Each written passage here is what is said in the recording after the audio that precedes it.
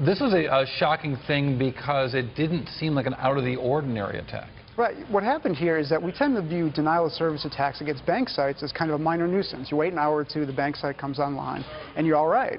What's so surprising about these attacks is that hackers have taken opportunistic chances. When Anonymous or some other hacktivist group takes out a bank site, they'll say, well, this is a great opportunity to steal debit card information and drain the accounts because the bank security staff is so overwhelmed.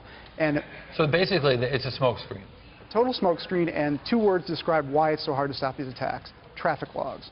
When a denial-of-service attack is happening, the traffic logs are overwhelmed with gibberish, lots of bogus requests for website transactions. So it's hard enough to notice a fraudulent transaction when things are running smoothly, but when you have millions of fraudulent transactions just pinging the site, it's almost impossible to notice, if a debit account is being drained fraudulently. So if you're writing a checklist on how to become a needle in a haystack, first thing is have a haystack.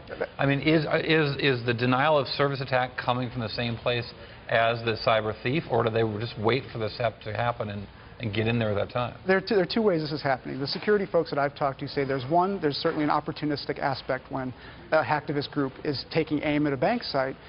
Actual cyber criminals will say, hey, this is a perfect opportunity to strike. But they're also very sophisticated, mostly Eastern European cyber criminals who do both. They launch the denial-of-service attack because when else is a bank going to suspect they're being actually having the accounts drained? I mean, certainly a hacker would want to be stealthy and sophisticated, but they're doing both at the same time.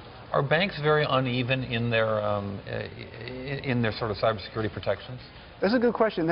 It was a surprising aspect of what I found in my reporting, which is that if a bank site gets hit with a denial-of-service attack, they throw everybody at it. And the reason the security experts I talked to said they do that is there's so much damage that a site outage can do to their brand. Less so than any financial damage, but their brand takes a huge hit when the site's down for a long time. They look unprofessional. So they throw everybody at a denial-of-service attack, which leaves all the other aspects of the business wide open, which I didn't know before, but that shows very clearly where their priorities are. And final question, do banks have a different kind of protection maybe offered either as a group or from the government or from the Fed or anywhere else? They do some information sharing with the government. The government certainly wants banks to do more of this information sharing. Banks are very reluctant to do that because they don't want to give up proprietary information. So they do some sharing with the government. The FBI wants them to do more of it, but it's a very limited use when, one of the attacks I described, 2 hours, hackers took $9 million out of ATMs in 46 cities.